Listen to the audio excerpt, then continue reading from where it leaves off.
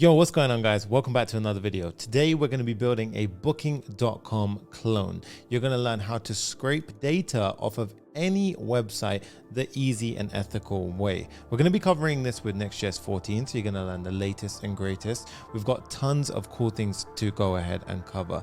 Let's dive straight into this one. Here's a demo of the application. We've got booking.com, tons of good stuff inside of here. Let's go ahead and look at a quick demo. So let's go ahead and type in London for the location. Beautiful date picker. You can see right here, this is actually a Shadcn, and we've got the range right here. We are using the form components inside of Shadcn, so lots and lots of cool stuff. We can actually go ahead and say like 2 adults, 1 children, 2 rooms, and then we're going to click on search. Now the cool part is actually happening right here. So while it goes ahead and loads, firstly, that's the Next.js 14 feature, right? So we've got a beautiful skeleton loader right here that's going to go ahead and load while our code is going ahead and scraping from the booking.com actual website. So I'm going to show you how you can go ahead, pull different elements such as the number of reviews, the title itself, the images, and so forth. And I'm going to make it so easy to do this, guys. So this will go ahead and scrape for us. And in the meantime, this is actually going to go ahead and use Oxylabs residential proxies to do so. So this is actually how it's possible, but more on them in just a second. You can see here, once it's gone ahead and successfully scraped the data, we will go ahead and list it. And obviously your boy doesn't do half measures. This is fully mobile responsive. So you can see right here, we also have click-through links. So you can actually go ahead and click on this link and it will take you to the actual booking.com piece of information that we are requesting. So you can see it's actually real information. This is being scraped off of the booking.com website. So this is a really powerful application that we have right here. And it's also a really great demonstration to showcase to an employer or add to your portfolio for the capabilities that you can use at Next.js. You can go ahead and code with things like TypeScript, Tailwind CSS, and you can go ahead and implement things like web scraping capabilities into your applications. So lots and lots of things to demonstrate here. As you can see here, we've got all of the results down below, but I think let's go ahead and jump straight in. But before we jump in, we've got to thank our sponsors of today's video, Oxylabs. Oxylabs are one of the leading premium proxy services around the world. They have an amazing solution to going ahead and scraping information wherever in the world it may be. Firstly, they have the world's biggest proxy pool with over 100 million ethically sourced proxies. They can ensure you 24/7 customer support. I've been using them for a long time now, and I can promise you the experience has been effortless and it's been great. They really believe that everyone has access to big data, and they've made it simple to do so. They've got lots of different solutions. They've got their residential proxies, they've got their web unblocker, shared data center proxies, whatever you're in the mood for, whatever you need, they have you covered. In fact, the 4 big ones that we're going to be talking about, I've actually covered one of them in a previous video, is actually the different APIs that they offer. So they have the e-commerce scraper API. We actually did this with the Google shopping clone. So it's very powerful API that returns structured information that we can then go ahead and, you know, put inside of our website. They also have a search engine scraper API. So you can go, they also have a search engine scraper API. So you can go ahead and actually scrape things like Google, Bing, all of that good stuff. But today, my main focus is going to be using the web scraper API. Now the web scraper API allows us to go ahead and basically go to any website. So for example, this right here, and I'm going to go ahead and show you how you can actually go ahead and inspect an element. For example, if I was to select something like this, the title, and I'm going to show you how you can use something like the data test ID or the class itself to go ahead and actually select this. So think of it this way, anything on a web page, we can go ahead and scrape it. I'm going to make it so simple to go ahead and show you how to do that. And we're going to make use of Oxylabs to do just that. So before we jump in, let's talk about Oxylabs' fast residential proxies. Now, this is something which I really recommend everyone check out. The gist of this is very simple. If you want to scrape data from anywhere in the world, you know, web pages are going to go ahead and show you the different locations based on where you're viewing from. So in this case, if we jump into, like, for example, Netflix, if you're in the USA, you're going to see things slightly different from somebody in the UK. This is where something like a residential proxy will come in clutch. They have the market leading proxy pool. So you can go ahead and see you've got tons and tons of different IPs in different locations, global coverage, whether it's Japan, whether it's Australia, whether it's the United Kingdom, they've got you covered. The performance is top tier. You saw just how fast it was when we actually showed the demo right here. And they've got a simple pay-as-you-go options from only $15 per gigabyte. Honestly, that's very generous. And they've also sorted you out with a free trial. So the first link in the description will allow you to go ahead and leverage the free trial. Remember guys, there's no commitments. You can cancel at any time. So what I would recommend is you give this build a try.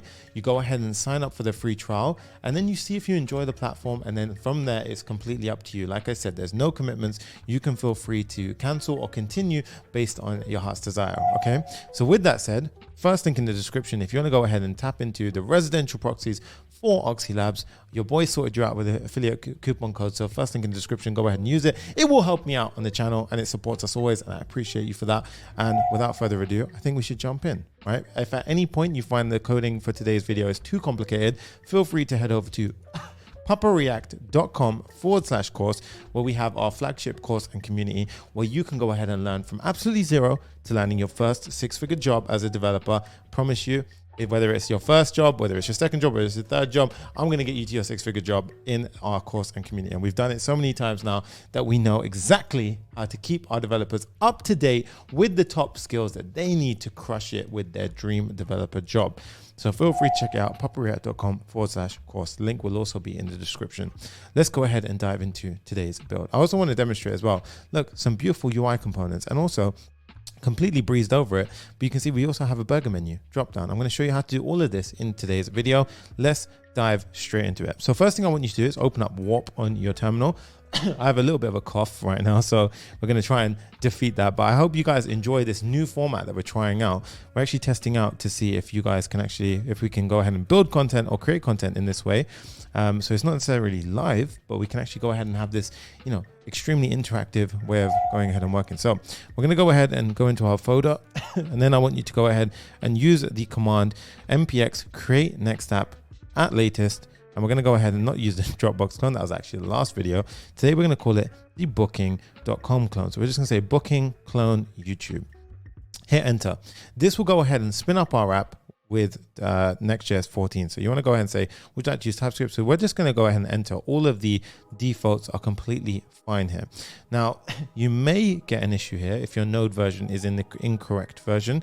If it is, I will show you how we can go ahead and address that. So, okay, in this situation, you can see my current node version is incorrect. I like to show this on builds because it can happen. So what I want you to do in this case, I'm actually going to go ahead and remove the booking.com clone right here. So what we can do is we can say remove -recursive. And then we're going to go ahead and say remove. Now, the reason why I've done this is because I want to remove this folder and I want to switch my node version and restart the process. They require version 18 to get started. So I'm going to simply do nbm. If you don't have nbm, I highly recommend you get set up with nbm. If you want me to make a video on that, happy to do so. Drop a comment. I'll show you what it's about. But in this case, I'm going to say nbm use 18, and this will switch my version from node version 16 to 18. So you can see if I do nbm ls, you'll see all the different node versions. Perfect. Okay. Next up, we're going to go ahead and run the previous command again to rebuild it. And now we won't have that error. So we can go ahead and click yes through all of the defaults. And just like that, we're good to go. Okay. So once that's done, success, no error coming in, we can go ahead and cd into our booking clone YouTube. And then I can do code full stop to go ahead and open it inside of VS Code. Okay, so once we're done with this, I can go ahead and close my Warp browser, pull this Warp terminal, close this out. I'm going to make this a little bit bigger for you guys to see. And then I like to always go ahead and set my screen up in a way that you can go ahead and understand, and you can just be efficient. So I can swipe through. So I want you to do the same thing. Okay, now with this in mind, I'm also going to go ahead and spin up the app that I currently have on localhost 3001. So that way I can have both apps open. But in order to do that, I need to cut my previous app, and I'm going to go here, do Command J. I want you to click on output, and I'm going to go ahead and in here, I want you to type in npm run dev. Okay, so npm run dev, this will start up our application, and we should get, okay, so in this case, if you get this error, this is actually because the node version is not set by default. So if I type in npm ls, we should be we're on version 16. We need to be on version 18 here or above. So npm use 18. You can go ahead and set your defaults, but this is really important because some of you will run into these issues, whether you're coding by yourself or in production. I think it's very handy for you to actually see these steps. So once that's done, we're now going to do npm run dev. and we'll get past that problem. So you can see, there we go. And we can see it spun up on 3000. Now what I will do is I'll run the previous app that I had to showcase you on 3001. So on 3000 now, if we go to my local host, we should see the next, there we go. That's perfect, right? Now what I'm going to do is I'm going to go ahead and pull this over here as well, so we can get a nice little demonstration side by side as we're coding. Okay, so that's what we want to have. And I've also opened up the previous app on 3001, so we have a reference of what we're going to go ahead and build, right? So in this case, that looks perfect. That's exactly what we want to get to. Okay, so Command J to hide our terminal. Let's go into app, and we're going to get started straight away by hitting page.tsx. Now over here, I simply want to go down to main, and I want to clear out everything. And I'm just going to type in h1 booking.com clone. Okay, very simple. And we're going to go ahead and delete that. Now, this is always how I like to start my apps off. So head out into layout.js, .tsx, sorry. And I want you to go ahead, and you can rename this to really whatever you want to call it. You can say the metadata could be, for example, booking.com clone, right? Again, this is purely for educational purposes. Whatever you do with this tutorial is at your own risk. So let's go ahead and get rid of all of this. I don't really care about all that. I want to keep my code super simple for today's video. There we go. And then I want you to click into globals.css, and we're going to remove all of the default styling except for pulling in the Tailwind utility classes. That I want you to keep as is, because that's what we need. Okay, great stuff. We're looking good. Okay, now the only thing I do want to change is right now it's automatically flexing us into the center. So this is why this is central. We're going to get rid of that so we have a clean canvas. This is exactly where we want to start from. Okay. Now, with this in mind, I'm going to need a few dependencies today. So all of these beautiful UI elements that you're seeing right here, including this lovely drop down that we have over here, all of this is part of Shadcn. So we're actually going to go ahead and install Shadcn by heading over to shadcn.com, so ui.shadcn.com, click on the installation and click on Next.js. We're going to click that. And here you can see we've already done the first step. We're going to then go ahead and init. Okay. Now, what I highly recommend you do is two things. You split your terminal. That's how I like to work. I'm going to check my node version is correct on this separate terminal. You can see that's on 16. So what I actually want to do is nvm use 18 to ensure it's coherent.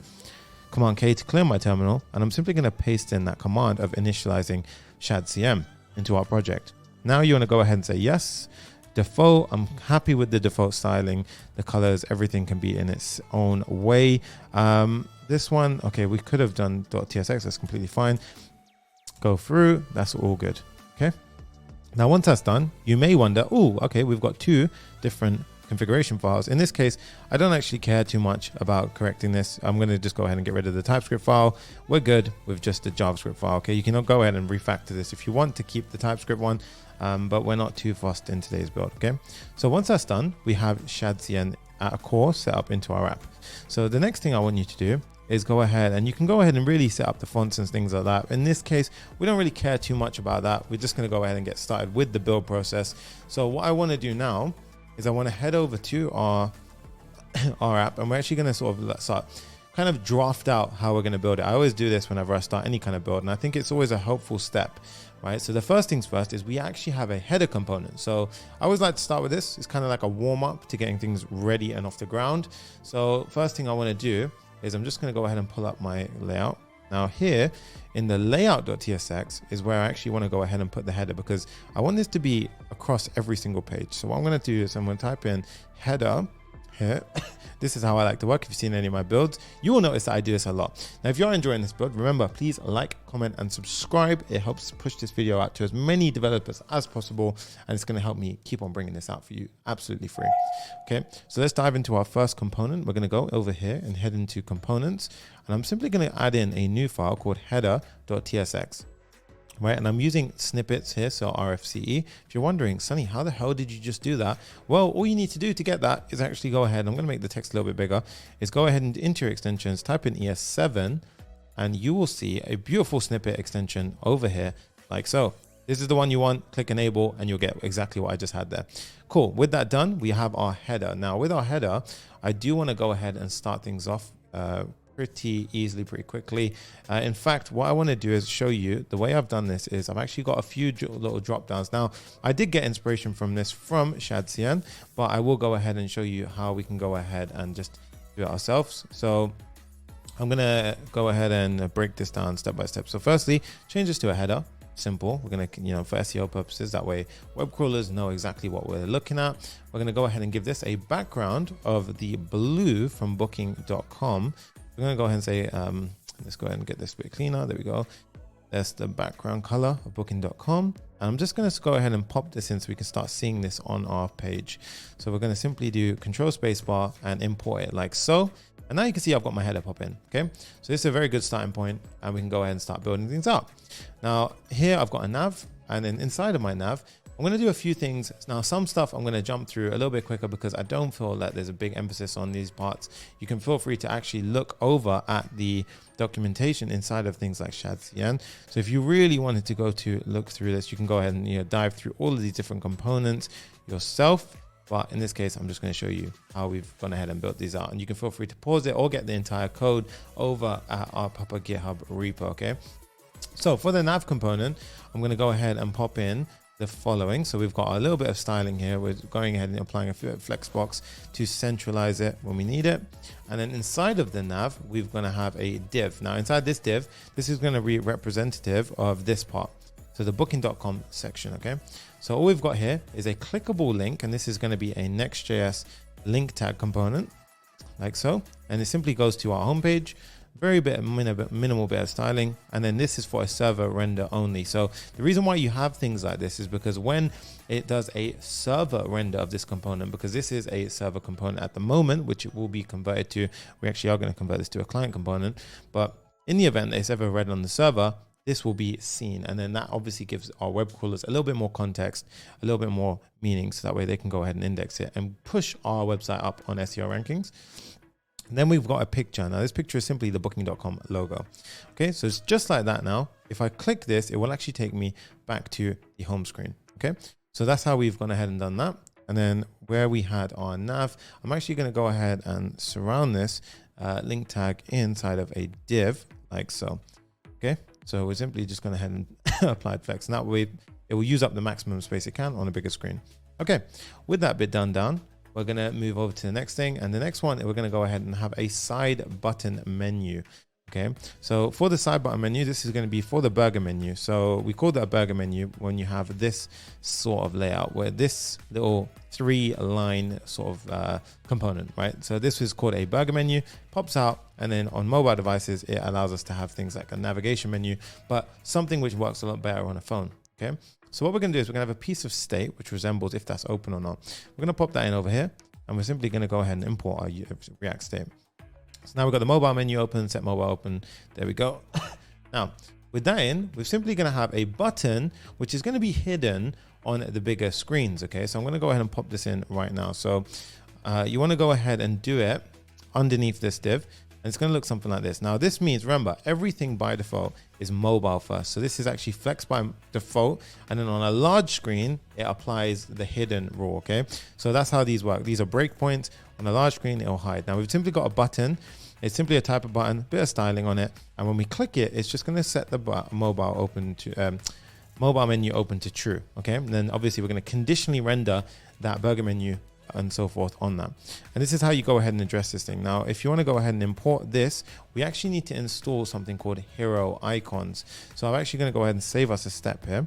So if you go ahead and open up your terminal and do npm install hero icons at hero icons /react. And then what we can do is we actually can go import these icons inside. Now, the icon that I'm looking for here, I'm actually going to go ahead and pull in at the top manually to showcase, because we are going to use something called an X mark icon afterwards to close it. Okay, so with that done, now we can go ahead and hit save, and you can see on a burger menu on the big screen it's gone, but on smaller screens it's now visible. Okay, and when we click it, we're actually setting the piece of state. Cool. Now with that done, we can go ahead and continue on the top. Now here, what I want to mention as well is we actually have a few different options. We have stays, flights, car rentals, attractions, flight, and hotel. Now, a few of these are easy. So a lot of this stuff is pretty easy, flights, car rentals, but this is called a popover.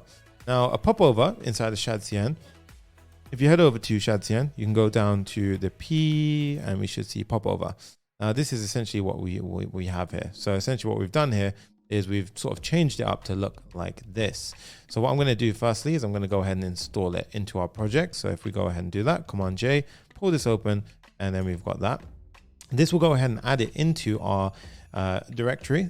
So in this case now it's installing the popover, and what you'll notice is if we go into here now, we have the popover component. So that's something I really like about Shadcn. There's a lot of transparency as to what the code is actually doing, so there's no like sort of higher abstraction.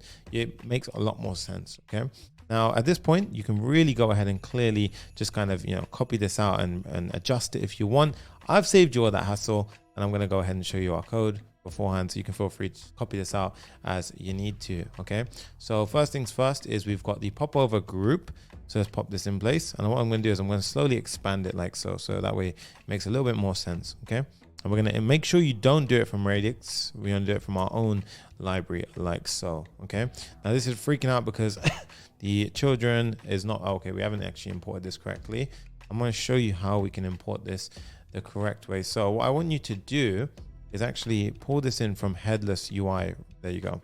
So we need to install headless UI React. Okay, so in this case I'm going to type in npm i at headless UI /React, and that will go ahead and install the dependency that we need. Headless UI is actually a really awesome library. It's very good for building accessible good components. That's the easiest way of doing it. Accessible meaning the way you use your keyboard shortcuts will go ahead and correctly navigate across your components. So in this case, we got the popover that we needed from here. Great.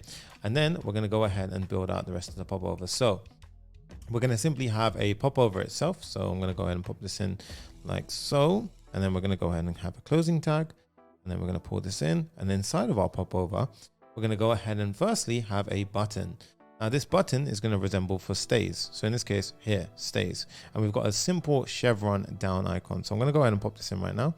Very simply put. And for the chevron down icon, we are going to go ahead and actually I'm going to pull in a couple of more icons.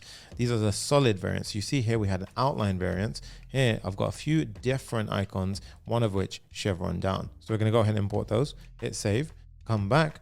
And what we should be able to see now is it's not up yet because we haven't actually got the entire thing set up, but we will get there. So in this case, hit save. And I just want to check now, where is this? Okay, there it is. So you see stays, that's perfect. That's what we want. And obviously it's conditionally rendering. It's hidden on the mobile view, but on the large screen it's flex, which means it comes in line. So you see that? Great stuff. Okay. Now what we need to do is after the popover button, we're going to have something called a transition. And the transition is going to go ahead and include the panel in which we go ahead and see. So this right here. So the transition, you see there's a beautiful little transition there. Okay, so what we're going to do is outside, or actually inside the popover, but outside the button, we're going to say transition. Okay, now this transition, I hope this makes a lot of sense, because what we're doing is we're slowly filling out. It's going to be a fragment. So you basically can give it like, what should it render out? What HTML element should this become? So we're going to say it's a fragment. And in order to make that work, we have to import it from React. So that way React knows what the hell we're talking about. And then you can put in your transition rules. So these are basically simple transition rules using Tailwind CSS. Okay. Now, whilst that's done, we've got the popover panel. Now the panel is essentially what you're seeing here that comes out on the screen. So I've actually made our life a little bit easy here. I've gone ahead and included all the styling, so you can go and pop it in. And as we mentioned before, we're going to add the closing tag as well. So we've got a bit of styling here. If we go ahead and do this right now, we can actually see if it's in check or not. So right now it hasn't got any contents inside, which is why we can't actually see anything happening. Okay. Now, rather than listing out all of these different options one by one, what I'm going to do is I'm going to show you an array. So what we're going to do, we're actually going to create an array at the top. So let's go to our top of our file, and we're going to create an array of products. So we're going to say const products equals an array. And inside this array, we're going to have a couple of different objects. And these are all going to resemble the different options on that drop down. So we've got book a stay, get a better understanding of the traffic, blah, blah, blah, book a flight, speak directly. In this case, you can feel free to, you know, change these around. Whatever you desire, change it around. And we've got some icons associated with them. Yeah. Then we're also going to have calls to action. So as you can notice down here, we've got two calls to action, see demo booking and contact support. So I'm going to go ahead and pop these in as well. And then these are going to come quite handy in just a second. Okay. So let's head back down to our popover panel. Inside of here now, we can go ahead and we're going to map through. First things first, before we map through, we're going to have a container that surrounds everything. This container is going to have a class name. We're going to say it's a padding of 4 because I don't want it to touch. I don't want it to touch too much of the side. So you see there's a little padding of 4 around, very simply. And then inside of here, what we're going to do is we're going to map through all the products. So simply put, we map through all of our products like so. And inside, we're going to go ahead and actually render out a div for each one. So we're going to pop a div out. I'm going to make this full screen so you can actually see this a little bit simpler. Okay, so we've got a div, and if we just put a p tag saying hello, and you just correct whatever's going wrong here, so there you go. That's an easy way of doing it. Then you can go ahead and obviously modify it as much as you want. Now, whenever you're mapping through anything, you should tend to use something with an ID, right? So in this case, item.name will suffice, but if you can't, you can use the index itself for the key, but always include a key. This is how React typically re-renders. Just make sure your key is unique. In this case, we know it's unique right here because the names are all unique. But if you have an ID, that's the correct time to use it. It has to be a custom, like kind of a unique ID. Now, first things first, we're going to render out the icon on the left, right? So here, rather than p hello, that's all great and all, but we want to have an icon. So we're doing item.icon, and that will go ahead and actually render out the home icon, paper airplane, or chat bubble. So if we go ahead and do that right now, hit save. I'm just going to show you this in action now. So if we go here and we click it, you can see I've actually got a nice little pop-up coming up, right? So this is already pretty great. Okay. Now, if we go ahead and continue on, we've got the item icon. Now, outside of that div, I'm going to have a flex box, and I'm simply going to pop in 3 different bits of text here. So let's go ahead and pop this in. And you can see right here, we've got an anchor tag with a href. We've got the item name itself, and then we've got the item description. So very simple things here to pop in. Let's go ahead and pop this out over here, and we do this. And you can see book a stay, book a flight, contact our support team. Okay. So far looking quite nice. Now, after that, we've got the div. So we can actually exit after this point. So we can head outside of our div, and we're going to have a final div here. This one is going to be for the calls to action. Now, what we're going to do here is we're actually going to use a grid. We're going to use a grid here. So what I'm typically going to do is say grid. It's a grid column of 2. And we're going to have a divider in between the x-axes, okay? Then we're going to map through all of the calls to actions. We had 2, which was like contact, support, and all that good stuff. We're going to map through, pop out an A tag. It's just going to show the icon with the item name. So if I show you this now in action, we can see here, we have those 2 calls to action there. And obviously right now it's thrown off the screen, which is fine for now.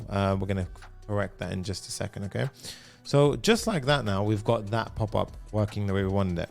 Right, very simply after that, we've just got 4 hrefs afterwards, right? So this part is very simple. You can go ahead and pop these out into your own kind of, you can really pop them out wherever you want. Right now, I'm simply going to go ahead and pop them here. So we've got flights, car rentals. You could pop this out into a separate array is what I was trying to say. And then with their appropriate hrefs. Right now, I'm not coding that up because it's just a demo. But if you want to go ahead and do that, feel free to absolutely go ahead and do that. Right. And then at the end of all of that, we're going to have a login button. Okay, now the login button, very straightforward as well. It's going to take up the remainder of the space, hence why we have a flex 1 on a large screen. So let's go ahead and have a look how this looks. So there you go. This is how we go ahead and get our UI looking perfect, right? So if I show you actually what we had here, it's because if you look at the overall container surrounding the popover group here, this is where we have it. On a large screen, it becomes a flex box. And then inside you see popover group encapsulates all of the other things as well. Okay, so this is how we get this nice little layout. So now you can see it works perfectly the way we expected. The only thing that we haven't got now is obviously when it goes to a small screen, this burger menu, we click it and it sets a piece of state, but nothing is rendered as a result of that. So we want to go ahead and fix that, and we're actually going to use something called a dialog here. So if I go over to my popover, you can see dialog is this. We get a nice little popover, right? Now we're actually going to use this in a way whereby it represents this. So if I was to go ahead and show you the actual big build, we click it and you see how they've got a nice little dialog pop over. Really nice. Okay.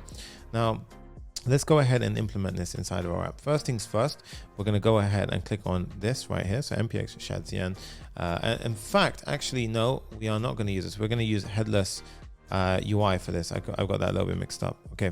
So after, let's go ahead and get back to where we're at. After the nav, we're going to go ahead and have a dialog.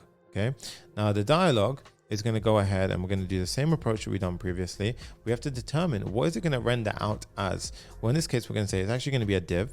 Okay, it's going to be hidden on large screens, and it's determined to be open if based on the mobile menu opens piece of state.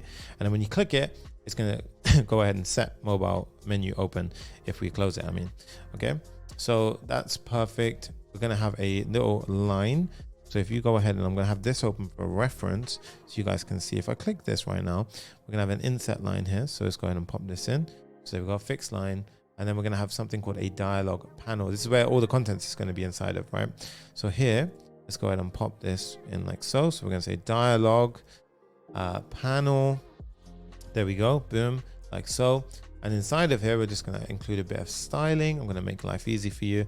I'm actually going to pop in the styling like so. Right, you can feel free to go ahead and contemplate that yourself. But right now, it's actually open. So if I refreshed, you can see it's not open by default. When I click this, look at that. It's got this nice bit of styling, okay? And obviously, when you have the default behavior on a mobile view, you see how it takes up the entire width. As it gets bigger, that's the kind of behavior that we want, okay? That's exactly the kind of behavior that we want. So now at this point, we're going to go ahead and have a div, and inside this div, we're going to simply have the close menu button with the icon itself. Right, so I'm going to pop this on the screen right now and show you what this essentially resembles. But this will essentially resemble your company name can go here. So in this case, we could just say booking.com, and this is a server render only. So it'll only show on the server renders for the web scrapers to take benefit of. This will be the logo itself. And if we actually show you what we just added there, if I hit save, now you can see there's a top line. Now I want you to pay attention to the button. The button is simply a X mark icon. The server render only says close menu. And here you can see it's actually going to trigger the piece of state, right? So and that's how we go ahead and get this burger icon. So if you ever wondered, how do I create burger menu icons? That's how you do it, okay? There's lots of ways you can do it, but this is a really great way of doing it with headless UI. Now, once we're done on that front, we're going to have another div here. This div is going to go ahead and use the flow root state. If you want to go ahead and click over this, you can see it uses flow root. You can feel free to dive into that if you want. I teach that inside of Zero to Full Stack Heroes, so you can feel free to check that out if you're interested. But inside of here, we're going to have another 2 nested divs. Now, I'm going to show you at a high level how we're going to address this, right? So the first thing we're going to do is we're going to have our 2 divs inside of it. So if we hit save, we're going to have 1 div and 2 div, okay? And let's go ahead and pop these out like so. So we've simply got a bit of styling applied. And if I do ahead and say p tag hello, you will see now this is the first sort of like item that we will see, and eventually what this will become is something like this. So you can go ahead and see stays, flights, but look at this, we've even got the click down or the drop down, right? So we're actually going to call that one a disclosure, and I'll show you how we do that. Okay, so here we're going to have something called a disclosure. Okay, so I'm going to go ahead and pop this in disclosure, and you'll notice how we need to import this from a headless UI. Sorry, so you see here disclosure is all from headless UI. Okay, so we've got our disclosure. Where is it? Where's it gone? Where am I at? Okay, and then we're going to do our closing tag. So let's go ahead and back here, closing tag like so. Okay, now inside of here you get something called a render prop. Now this basically gives us a value of a piece of state in a given time. So in this case, our render prop resembles the open state. Okay, and we also get, I believe, the closed state as well, but in this case all I care about is the open state. Now inside of here we're going to have a React fragment, so it's just going to be some children elements inside, and then I've got a button which will resemble the drop down. Okay, so in this case what I will do is I will show you the button itself. So we're gonna have a disclosure button, so here, and we've got this utility class. Now if what we can do is we can do control spacebar, and typically class names is actually included inside of our lib folder, I believe. So it's actually CN. So what we're going to do here is we're going to rename this to CN and import it, and that's just going to allow us to go ahead and combine several classes. In this case, it just makes it simple. If the state is open, it's going to combine this class with our base styling here, and this is a button which resembles the stays. Okay, now if I show you this, look what it's doing. It's got the open and close behavior, but we haven't got anything underneath it.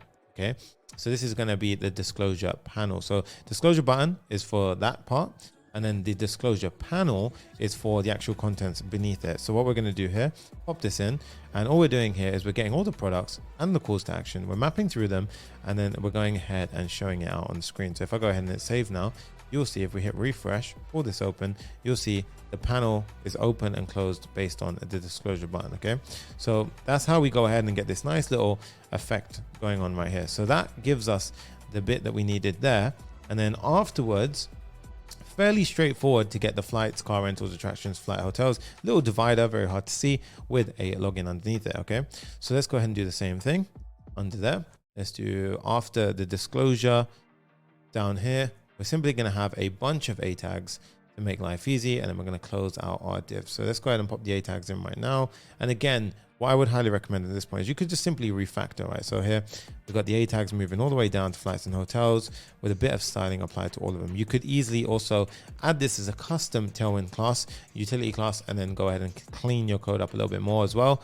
Again, these demos, you know, you can take them as far as you want. I promise you, just feel free to have that creative freedom and actually take my tutorial, add on to it, okay? Then we've got the login button at the end. Okay, so very simple bit of coding there. Right now you can see here, that is how we've got our 2 bits of styling. And then of course, you can actually go ahead and refactor it and actually extract the sort of mobile component out into its own component if you wanted to. So that way you've got a neater bit of code, right? But in this case, it's not too bad. It's not the craziest longest bit of code, but I would probably in a production build, separate this out into its own different component. But with that bit done, we've got the nice little header component done. So that's looking pretty good, right? We can click on stays. Look at that, it looks really nice. And we get a nice burger menu icon with a nice little drop down, okay? So that's how we're gonna address the header. Now with the header done, we should get into the juicy stuff. So let's go back to our page and I'm gonna start building things out, a bit more of the interesting, the juicy stuff, okay? So this is our first bit. So we've got the header down. I wanna get this find your next day, search low prices, and I'm really focused on this search form because this is where we begin our scraping journey, okay? So we're gonna click on find your next day. Now over here, what I want you to do is go over to this and we're going to go ahead and we've got the main booking.com clone. Now here I want to say section instead, right? Because it gives us no relevance what I had previously. And then we're going to have a H2 and a H3 with the headings. Okay. So just like this. Now you can see that nothing is showing on the screen at the moment because we've got text white. Okay. So first things first, I want to have a background color here of the blue for the booking.com styling. Now, in this case, you could do it on the layout if you really wanted to. I want granular control of how I'm coloring the page. So this is why I've decided to do it this way. Now here you can see it's always going to push to the side. I want to have it with a max width constraint. So that way it's never going past the kind of boundaries that I want. So in this case, I want to have a max width of like that. I want it to be perfectly centered every time. So the way that we do this is we simply add in a max width. I'm going to use 7XL, the largest possible one, and then we center it with MX Auto. And now what you'll find is, look at that, it applies the max width rule and it centers it, okay? And I still feel like it's touching the side too close here, so I'm going to do a padding of 6, and there you go. Look at that, just like that, we have a really nice kind of header looking section. Next up, we have the next section. This section will be responsible for the search form. So we're actually going to build a search form here, and we're going to call it here, so search form. Like so. And what I actually want to do here, you'll notice that this is slightly going into the next section. The way we perform this trick is we simply go ahead and we do a negative margin bottom. So I want to have a margin 4 all around. Okay, I want to have a margin top of 0. I want to have a margin bottom of a negative value. So that way it starts to creep into the next section to give us that nice little effect. So margin bottom of 14, padding X on this 2. And I'm going to say on a large screen, we're going to have slightly bit more padding of 4. Now you can't really see anything here because I haven't done anything yet with that form. But eventually that form will be this right here. Okay, that's great.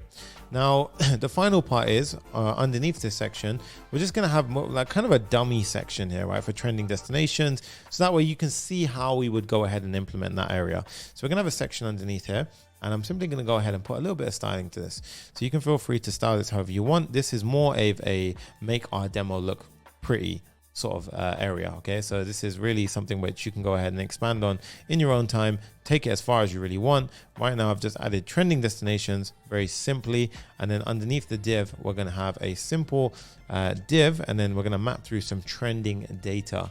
And what I've done is I've taken the liberty of adding in trending data ourselves. In fact, what I'm going to do is I'm actually going to include all of this code for free inside of the description. So I'm going to push this in a public repo. You'll have access to all this code. It's going to help you out very easy, and you can feel free to add that onto your portfolios. Okay, so what I want you to do now is we're going to create a data folder. So we're going to have a bit of dummy data here. So we're going to go ahead and obviously you can take this even further, really go ahead and pull this from a row database and so forth. And we're going to call this trending.ts. Okay, now inside of trending.ts, I'm going to have a bit of dummy data right here, which looks something like this. we're going to export const trending data, and we've got an array of different objects. Now you can see here, it's just got different IDs with different titles, locations, and descriptions. Okay, and we're going to go ahead and save this, go back to our code, and I'm actually going to import this and actually use this to go ahead and render out what we need. So here I'm going to say import trending data, go down to this over here, and I'm going to map through and say trending data.map for every single item. So in this case, for every single item, we can go ahead and pop out the following. And then very simply, I've just got a div with an image, right? So image, bit of sort of styling rules apply. I don't want it to shrink that image as well. So in this case, I've added shrink 0, and then we've got a set height and width and a few other areas. Now you can see I've got cursor pointer to go ahead and resemble a clickable element. Right now we haven't set anything to be actually like click through, so it doesn't take me anywhere. But in this case, it will do overflow X scroll. So in this case, you can see I can click it and I can scroll through in a horizontal way, which is quite nice, right? We've got this nice little scroll bar as well if you're on desktop, or you can simply swipe your finger across. Now that looks pretty good, right? In this case, I like that it's pretty clean. In fact, one thing I want to highlight here is when you have this kind of design element, or you're kind of figuring out what your design is, this kind of overarching rounded top area is always a nice little addition. I always find sites do it. It just looks really clean, right? And that way you've got this kind of like, look how it blends into the background. So you've got this like background with the white foreground. It adds like a layer of dimension to your app. And I always find that those small design tweaks really go a long way sometimes. Okay, so now what we're going to do is focus on the search form, which is actually one of the main parts here. We're going to go ahead and build the search form right there. Okay, so let's go ahead and do that right now. Now, if you are enjoying this build, make sure you like the video. Let me know if this is more of your theme, like, you know, you like these instead of the actual live streams where we go ahead and have the same similar setup, but it's a lot more of a calm, non-interrupted flow. Let me know by smashing the like button and leaving a comment. Okay, so we're gonna go into our comments now, components, sorry, and we're gonna type in search form.tsx, okay, RFCE, boom, just like so.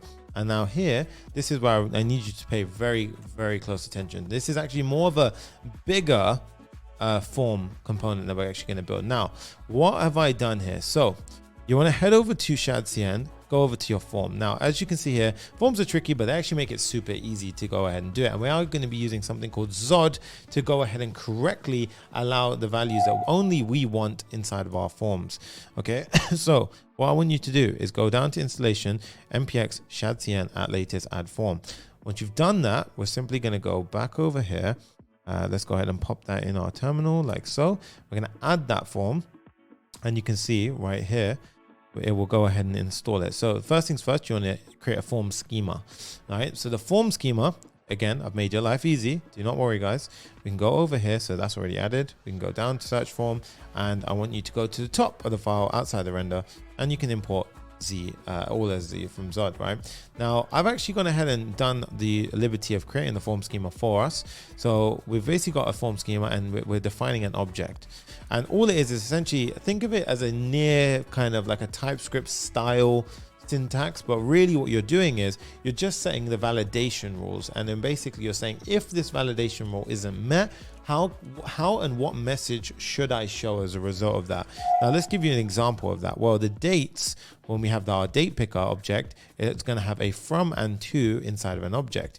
But the more interesting area right here is, for example, the adults. So in the row example, you can see here, if we actually had, for example, like -30, right? Or for example, like I need to fix that. But in this case, if we try to submit the form, you can see string must contain at least 2 characters. And then if I start typing, as soon as I hit the 2, you see how it went ahead and corrected that, right? So in this case, this is something which is typically quite tricky in a form, right? And you have to go ahead and check all these annoying things.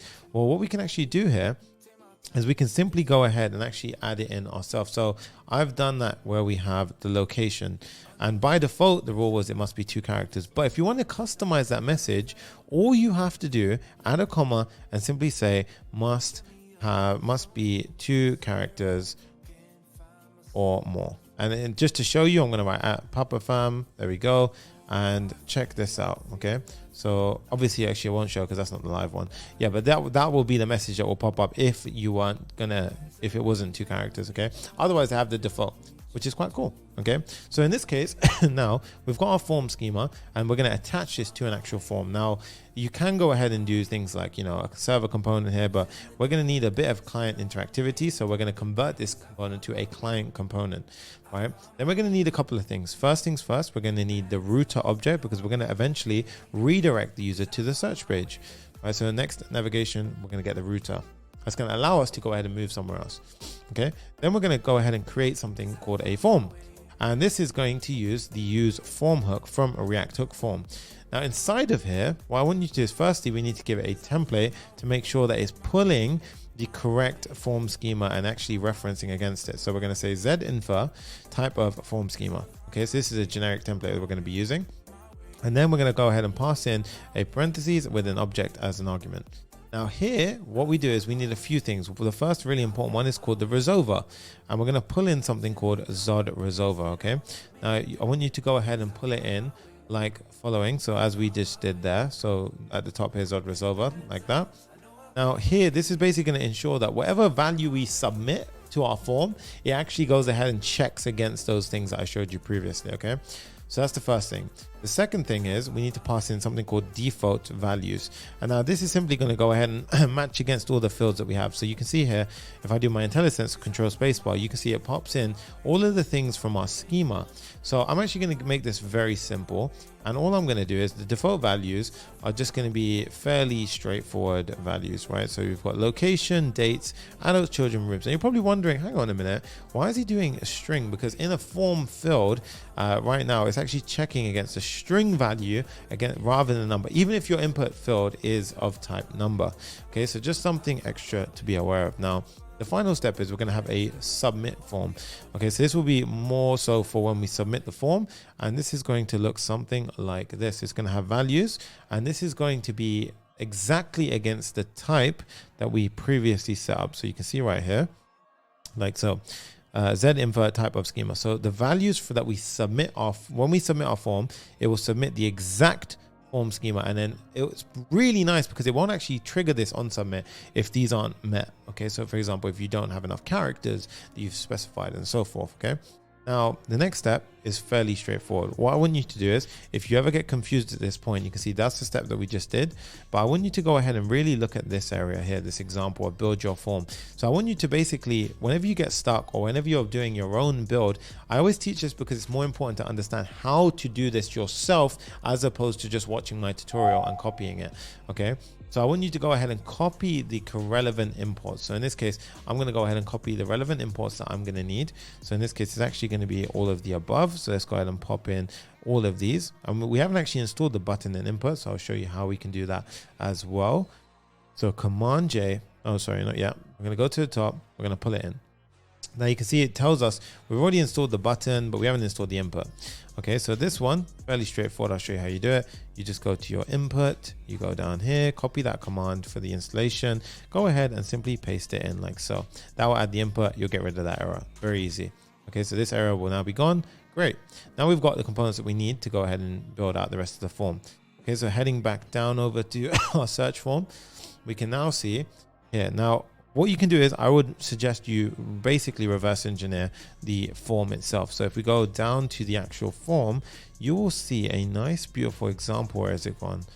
If you go down here, you can see the code here, but you've got examples of different ways of using a form. So if I was to click on the input form example and we clicked on code, you can see how they've gone ahead and set up the form. So you see this where you pass it in.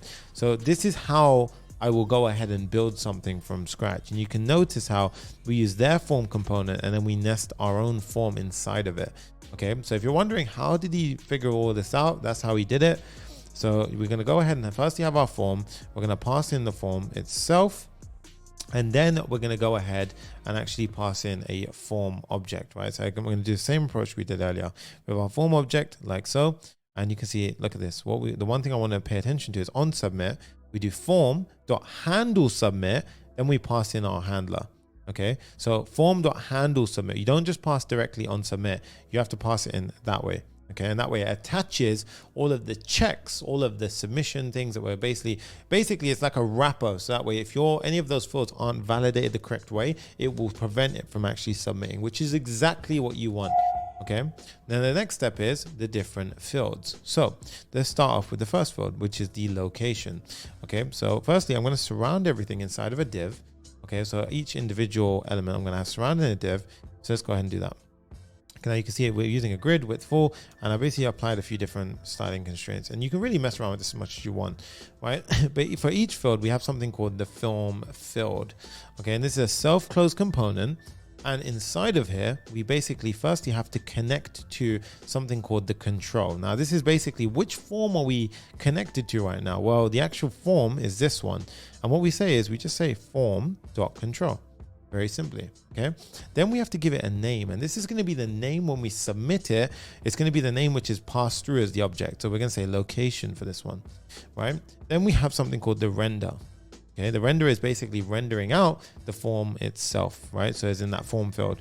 So what we have here is our JSX, and then we get something called a render prop. Okay, we have a render prop, which we can parentheses return. So this is called an implicit return.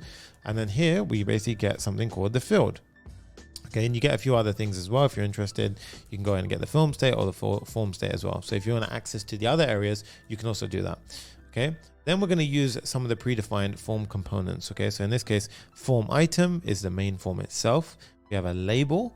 We have the bed double icon. I'm going to import that at the top, right, from Lucid React. So I'm actually using a library. This is actually by default installed when you install Shadcn.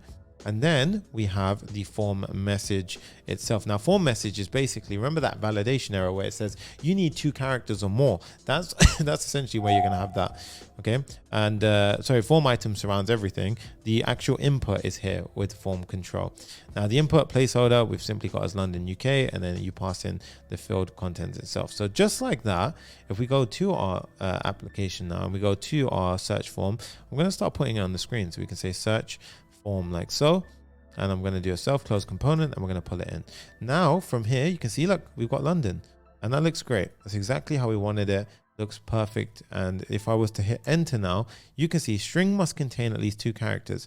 That is coming from the actual form message. Okay, so if I was to shift this underneath, you'll see if I went ahead and entered, you see that really great, right? But I want it on top. It's got a nice little effect here where it basically looks like it's kind of stuck to the top. But I like the way this looks, yeah. Hence I designed it that way, right? So at that point, that's all good. We're gonna have the next area, which is gonna be another div. So I'm gonna pop this in like so, boom. I'm gonna go ahead and hide that for a second. Let's go ahead and push this in. And this one is going to be for the date picker. Now date pickers can be a little bit tricky, right? So all I would recommend is for the date picker, go ahead, look at a bunch of different examples on Shadcn. In this case, we're looking at the date range picker. So in this case, date picker here. And then you can go ahead and see they've got lots of different examples, for example, a date range and so forth.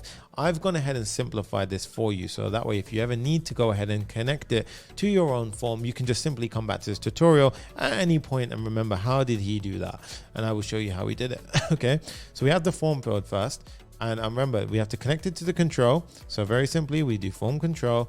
And then we're going to go ahead and say name is date. So when we submit it, it's going to be very simple. And then we have the render object. Okay, so the render object, let's go ahead and pop this in like so. This is going to render out something like that. And then we have the actual item itself. So first things first, we have the form item. Okay, so form item like so. Now, first thing I'd recommend is you just save it. So that way we can start using Prettyfy to make it a bit easier. And we're just going to slowly put things in where they need to be. So the first things first, the form label and the form message, very straightforward.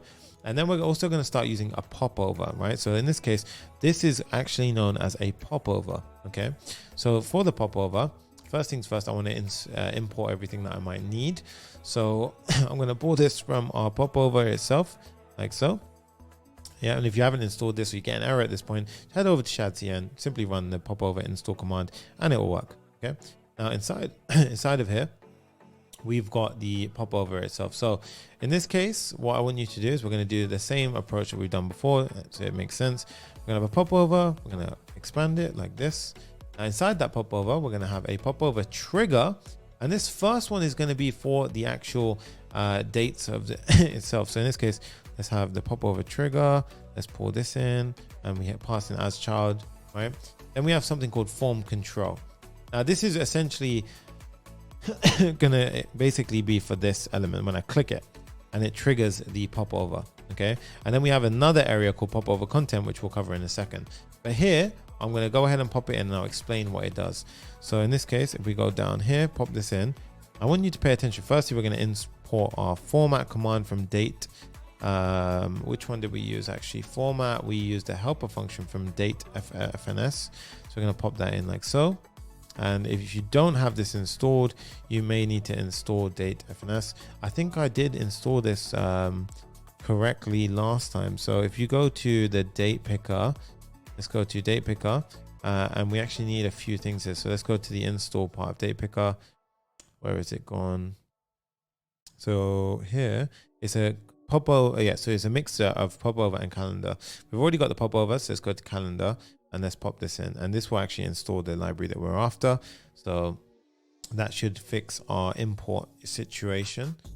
Okay, so now what we should have is datefns is automatically installed. There you go. Great. Yeah. Now here, if I show you what's going on, I want you to pay attention to form control, everything here. Firstly, we have a button. The button has, a few things. We have the variant of outline. Here we're going ahead and we're just basically essentially saying, if you haven't selected a from value, it's going to mute the foreground. The calendar icon is there as well. And then if you've selected a from and to value, it will show the from and to value. So it will show the relevant dates that you've selected. So in this case, it will show these right here. And then the calendar icon is right there. You can see calendar icon. Okay. Otherwise, it will just show the from value.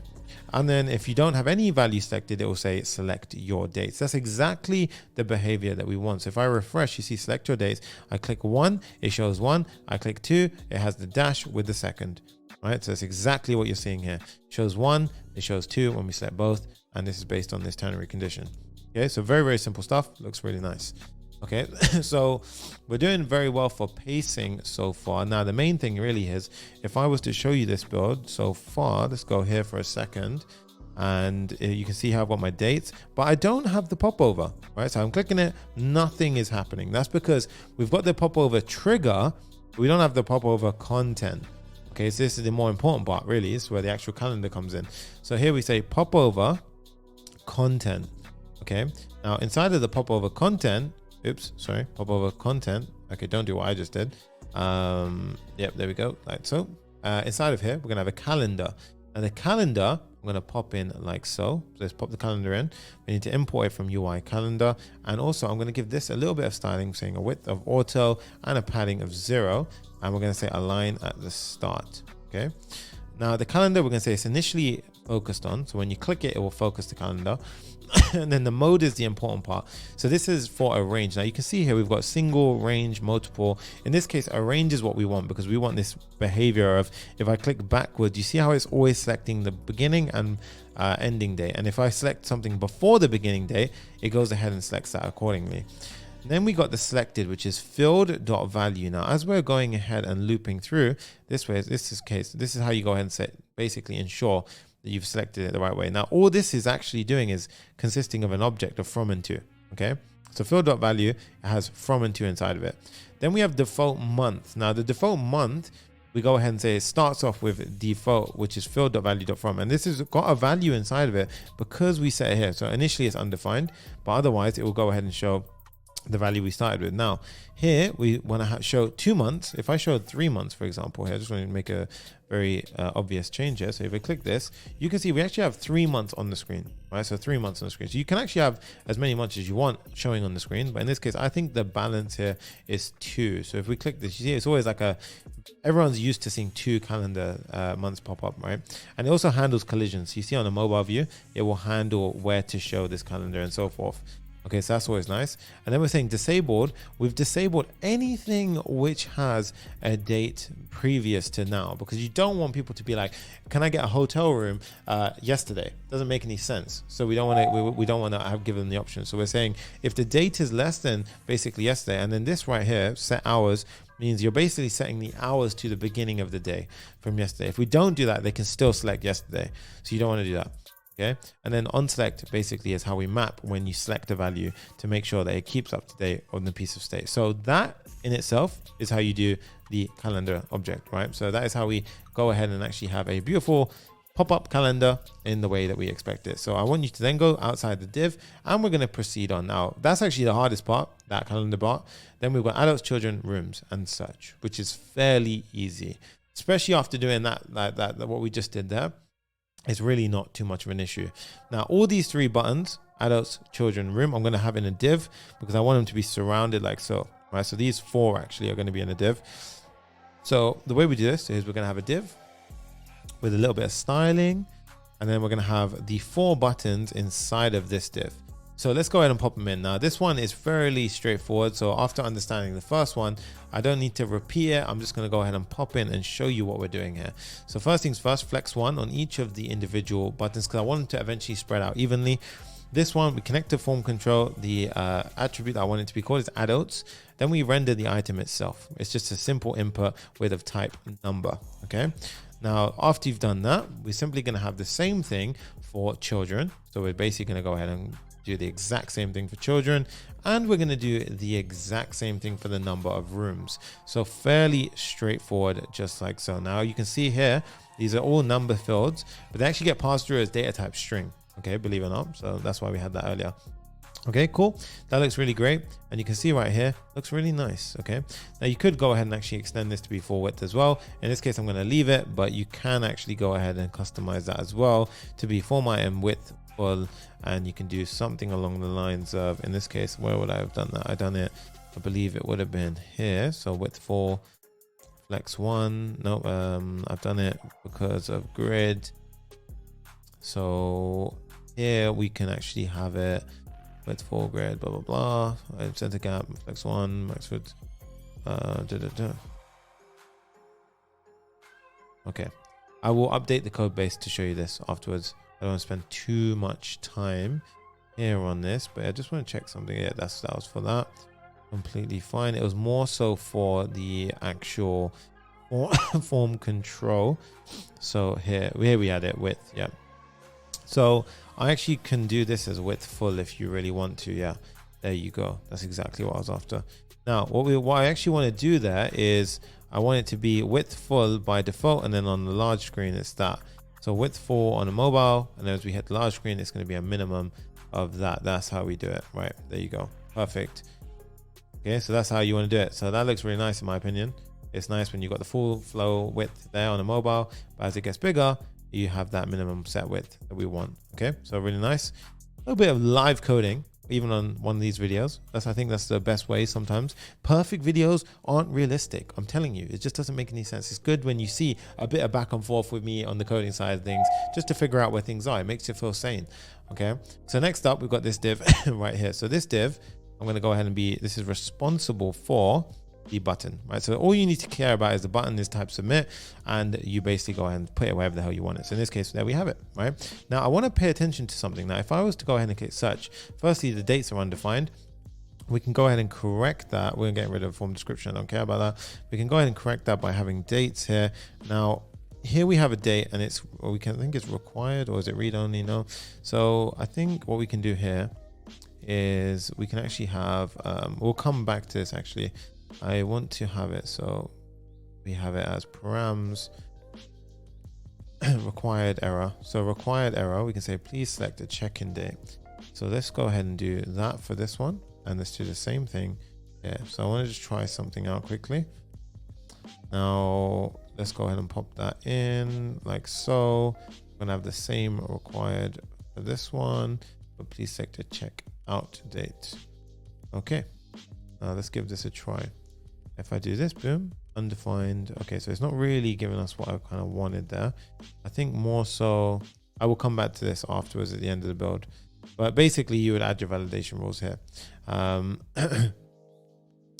But you get the gist of it, right? That's how we're essentially doing it. Okay, now it's fine. We'll come back to that. So at this point now, we've got our location, and what I want to really emphasize here is when we submit. Really, if I console log values here, we should see that if I was to go ahead and do a control, inspect here. So I go into my console and ignore this. This is from a actual extension that I have. plugged in. So it's actually something like it's a password manager that pops up. You won't see that. If you go ahead and right click inspect, you'll find this. I'm on Chrome right now, just for reference. But if I go ahead and try and hit enter, right, you're going to see nothing gets put here, right? But if I type in, for example, London, I select a bunch of dates. So in this case, like so, and then I put in, like, for example, 2 children, 1 room, and so forth. And I hit search. Now you'll see the name that we went ahead and had inside of our code. So let's go ahead and show you here. So the name of each form field, so for example, dates, goes ahead and corresponds to the key that we have here. And then inside, we've got the fields that you just selected. So in this case, perfect. Look, December 20th to 23rd, perfect. Adults 2, children 1, location London, rooms 1. So this is perfect. This is exactly what we want to have. So that way now we can redirect the user to the search page with the correct information. So that's perfect. I think we're doing really great so far. If you're still with me, make sure you smash that like button. Remember, this will be timestamped. So I hope there's tons of value that you're finding right now in this video. Okay, so with that done now, what we're actually going to say is on submit. This is where the magic is going to happen. So I want to do one thing. I want to firstly get a few different things. Like I want to get the day, month, and year for the check-in, the day, month, and year for the checkout. And then I want to structure it in a way that booking.com would expect it, because what we're trying to do here is we're trying to go ahead and actually get the exact URL for booking.com, their search. So what I've done is I've gone to the booking.com website and I've actually taken the URL. So if we were to go to the booking.com website, for example, the search results here, you can see there's a bunch of different params here. So if we were to go ahead and copy this one right now, and I go into my code, I will show you what I'm talking about. So let's go ahead and just paste this out. You'll see, firstly, ignore all there's tons of extra stuff here, but there's a few areas that I want to pay attention to. For example, there is SS, so SS stands for the location. Then we have a few additional things such as here, number of rooms 1, group children, group adults, checkout and check-in. So checkout, you can see the date is the year, month, day, right, and so forth. So what I've done here is I've reverse engineered it so we can basically get the URL. And I'm going to recreate that URL in the way that we need it. So I'll show you how we do this. So first things first, inside of values, we get all of the different things and we've got type safe access to it. Okay, so we've got everything that we need. And then what I'm going to do is I'm going to basically construct it as I need it. So I'm going to get the check-in, checkout, month, year, and day with the following bit of code. So in this case, boom, I get the check-in month from this. This is how you get the check-in month day. So this would be like if we selected February, it'll be 02. If this would be if I set the 2nd of December, this would be 02 for the 2nd. This would be 12 for December, and then the year would be 2023 if I selected this year, and so forth. And I've done the same for checkout. Then what I'm doing is I'm reconstructing it as they had it. So remember, they had the year, they had the month, then they had the day. So I think that's an American thing to do that. But if they expect it that way, we're going to build it that way. Right. Then next up, we've got the URL. Now this is the URL for booking.com. So this is how you get to the search results page. But then they have a bunch of different things like appended to it. So they'll have like SS, like I mentioned, is location. And then you'll have another param such as the group adults, which basically resembles how many adults in your group. So for example, 9 and so forth. But instead of doing it this way, that's ugly. I don't want to do it that way. We basically use the special URL search params function. So we say URL search params dot set, and then we basically pass in our values. And I'm going to do the same thing for each and every single one of them. So now we've constructed our URL with the correct parameters on it. Okay. Then what I'm going to do is once I've got that, I'm going to say router.push. So I'm going to redirect the user on our own site. I'm doing backticks for string interpolation here. And I say /search. And then I'm going to go ahead and append a URL. So in this case, we were passing in one thing. And I'm simply going to go ahead and say url.href. Okay, so what this is doing is I'm passing this through. Now, there's a reason why I'm doing it this way.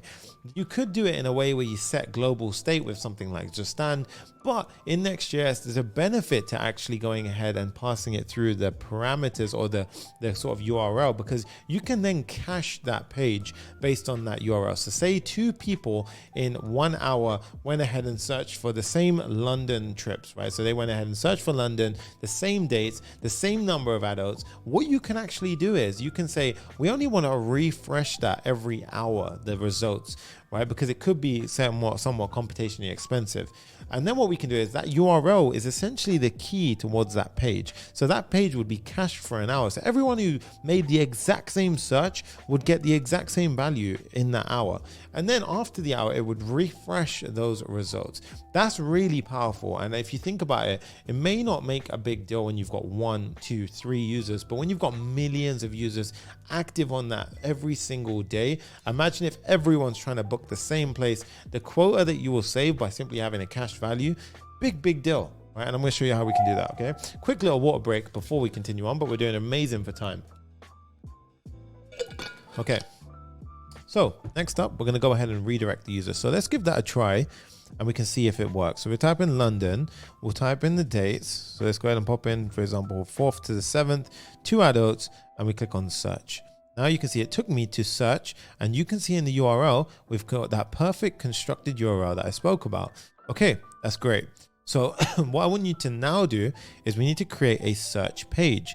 So in Next.js 13 onwards, in the app router, we're using 14 today, but in the app router, the way it works is you simply define your page with the folder directory layout. So here I'm going to say /search, and then inside we use the page.tsx to resemble a page there. So we say rfce, and we can call this the search page.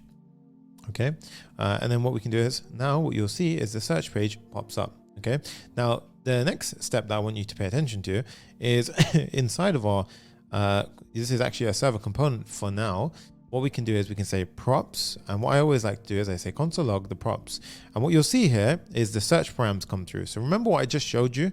The search params perfectly get pushed through here, which I really like. Right, so this is exactly what we kind of wanted. So the search params are coming through just the way that we expected them. So what I want you to do now is we're going to go ahead and build out our search page the way that we need to. So first things first, I'm going to go ahead and actually create a type definition for the props. So we're going to go ahead and create a props type definition, and this one is going to be type props equals, and we're going to say search params. Okay, so we're going to access the search params. There's also the params, but we don't pass anything really yet, and at the moment, so we don't need to care about that. I'm going to create a new type called search params, and I'm going to define that here. So we're going to say search params, like so, search params. And inside the search params, we're simply going to have the following pop in. Okay, so I'm going to go ahead and have the following information. Now, I think I've actually changed it since then. Right now, we only pass in the URL, group adults, SS we're not even using. So URL, check in, check out, number of rooms, source we do not actually use. For now, we've simplified it. So we have basically, you just want to correlate this. So we have the URL, the group adults. I'm just going to make it so I can see this in line, the number of rooms. Then we have the check-in and check-out. Perfect. Okay, so you see it lines up perfectly. And then what you can do is you can destructure here to go ahead and get the search params out, and we can go ahead and just list it out. So that way, when we come to our page, boom, there we go. That's the data that we have. Okay, so now that we've got that data, first thing I want to do, if you reach the / search page without this URL query param, I'm actually going to say that you're not allowed here. Basically, it's a 404. So we're going to say if there is no search params.url, then we're going to return the not found next navigation argument. Okay, so what this does is you don't even have to return it. You can just go ahead and execute it. But what it will do is it will return a 404. So you can see how I'm not getting that right now. But if I went to localhost / search by itself, now you can see, boom, we don't get that because we haven't reached this point in a valid manner. We should have the URL search param because that's what this page will be dependent on. So I don't want to do anything until I have that.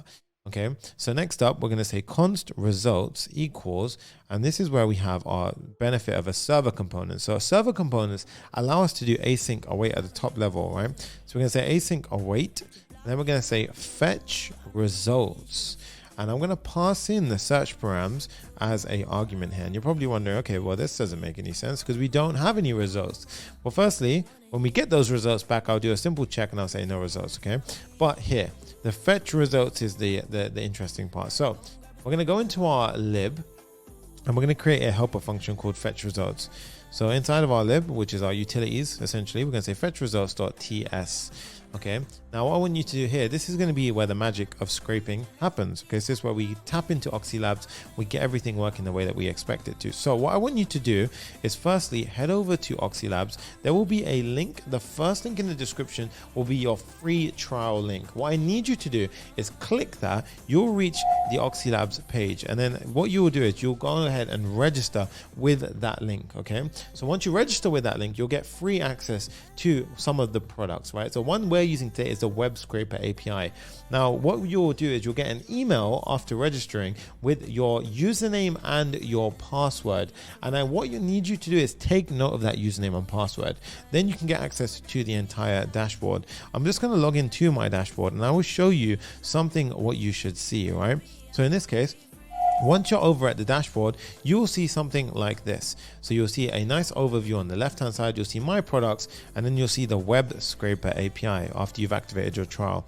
And as you can see here, you get a nice little demonstration of what you have, and you have your users and so forth, right? So in this case, my username would be Web Sunny Stream. Okay, you would want to go ahead and copy your username, and what I need you to do here is go over to your code. And we're going to, before we carry on with the fetch results, we're going to go ahead and click on the package.json level, do .env.local. Okay. So .env.local. And I need you to add in two things. I need you to add in an Oxylabs username and a Oxylabs password. Okay. Now for the first one, we're going to go ahead and use the username that we just had right there, which you saw on my screen, and this was Web Sunny Stream.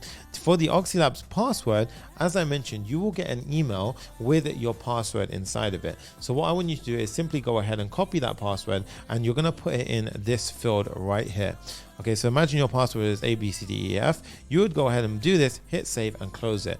I'm going to put in my password there right now, so that way I'm going to hide the screen so you can't see that. So I'm popping in my password, I'm saving it, and I'm closing that file. So now I've set up my correct environment variables so we can use them where we need to. So heading back to fetch results, it's also worth mentioning, if you do ever need to reset your password, just go down here, click on the helper, and simply ask them for a little bit of support. They are absolutely amazing at giving support. I promise you, I needed to reset my password once. It was so easy, it was so quick. So yeah, I definitely want you to go and check that out, okay? You've also got an example of scrapers, and the documentation is where you really want to click on if you get stuck, all right? So they have great documentation here. You can see we're actually using the other domains web scraper API, and this is why we're going to have the same thing, universal source, and we're actually going to make use of something called the custom parser. So I want you to go down here and you'll see this custom parser logic. This is essentially what I have basically based everything off of. So you basically go ahead and be able to click into this, and you can go ahead and see the results for yourself. So the custom parser is actually where you want to go ahead and look for things. My computer's being a bit weird right now. That's completely fine. Let's jump back into the build. Okay, so heading back over to our app for fetch results, right? So in fetch results, this is where we're going to essentially go ahead and get the rest of the things that we need done. So we're going to say export async function fetch results. Okay, and here I passed in the search params, so we're going to go ahead and say search params. Now you can notice I haven't got the search params here, so we go back to here. We're actually going to export this so that way we can go ahead and use it over here as well. And this is important because it enforces that type safety, and we know that we can code comfortably without messing things up. Okay, so first things first, I want to extract my username and password. Now it's worth mentioning this will work because my environment variables here will work because I am on a server render. I called this at a server component, which means that it's actually safe to use my environment variables. If I made this a client component, I need to stress this point, it will not be available there. My environment variables will literally say undefined unless you put next public. And do not do this, for the love of God, do not do this unless you are absolutely sure that you don't care if that key can get leaked. Okay, so this is why the decision is there to do it this way. We're going to import this as well so we can see it, but don't make that mistake, please. All right, so you don't want to leak things that you shouldn't be out there. If you leak your keys, people will start messing around with it. Okay, so remember that URL that we spoke about that comes through here. This would be the base. It would just be the starting point of the URL. So it would actually be just this part. And I believe sometimes it appends the SS as well, right? So it'll be just that point now. Then what I want you to do is we're actually going to go ahead and loop through to reconstruct the URL. Okay, so what I've actually done here is I've created a nice little helper function that can make this a little bit easier. So you can see we're looping through all the keys of the search param. So this will be like, you know, search params.checkin, checkout, group adults. And for every single one, I'm not going to append it if it's either the URL or the location. However, I'm basically going to go ahead and get the value. And what I'm doing here is a type safe way of checking the value. So I'm saying go through and check the value, and we're ensuring that it's basically a key of a type search param. So it's one of these keys. And then what I'm doing is I'm appending it. Now, what we get out of this is a final URL. So I'm going to show you exactly step by step what this means, and you'll see exactly for yourself what is happening. So if I simply hit save here, and I was going to go ahead and go back to my page, and let's just say I was to go ahead and do this for now. Right now, just at this point alone, okay, what we can see is if I go ahead and I refresh, so let's go back. I'm going to clear this. I just want to emphasize a point. Let's type in Manchester. Let's go ahead and select some dates. So it stays the 6th to the 9th. Let's go ahead and do 1 and 2 children and click search. Now you see we get a scraping URL, and this is booking.com search results, Manchester group adults, blah, blah, blah. I'm going to click that now, and I will show you the page that it actually is built out, and you will see what we're doing here. So you see this, right? We actually got a list of properties here. Right, so what we're essentially going to do now is scrape this with Oxylabs to go ahead and pull this data. And the reason why this is so powerful is because you can do this in any capacity for any website. And I'm going to show you how simple it is right now with the use of Oxylabs. Okay, so at this point, what we're going to do, head back over, and we're going to go ahead and do the following. So I hope that makes sense as well. I think I demonstrated that pretty well there. So you can see the scraping URL, and I'm logging it out to keep it very simple so you understand what we're doing. Now, here's the interesting part. Now, what I want you to do is if you go over to the Oxylabs documentation, you will see an example of a request, and you'll see here that source universal, the URL itself, which is the actual href that I just showed you. Then we have the different following things. So here, what I want to do is I'm going to go ahead and say const body equals the following. Right, so first things first, I'm going to say the source is universal. So I'm just going to pop in a few things here. So we're going to say source universal URL href passes true. It will basically try to return structured data if it can. In this case, it doesn't have that with universal, and we're going to render out HTML. Now, the interesting part, this is where the key moment is it's something called passing instructions. Now, this is basically how we tell Oxylabs how to go ahead and basically read this page and pull the information that we want from it. So this is a really crucial step here, okay? So what I need you to do now is understand how we can go ahead and traverse this page and pull the different relevant things from it. So what we're going to do is, firstly, I'm going to go ahead and define sort of what we're asking for. The first easy thing is I'm going to go ahead and say total listings. So I want to get this part here in an object. So let's start with that, right? The way we do that is we pop in the following. We say total listings, then we have our functions, and then we basically pass in an array of the selections that we want to do. Now you can go ahead and select data in a couple of different ways. If I click on the custom parser, I'm not sure why it's not loading the custom parser right now. It's actually a very great example that they show here. It may be on this page, to be fair. So in this case, I think we've got the key, we got the value. It's not showing me the actual, which is strange. It's only happening right now. I was actually just on that page not too long ago. But yeah, the custom parser works really, okay, so we could try it ourselves here, getting started. There you go. Custom parser and passing instructions up. There we go. All right. So in this case, let's say you want to go ahead and grab that from a page. You can right click it and you can use, for example, XPath. Now, if you're not sure what an XPath is, it's actually a very handy selector. So in this case, let's have a look at this. So I want to select this, right? So we can go ahead and click inspect. Now, if you already got this open, you can click this little button here and you can select the different properties. Now you'll see this. Okay. Now, so a few things to know.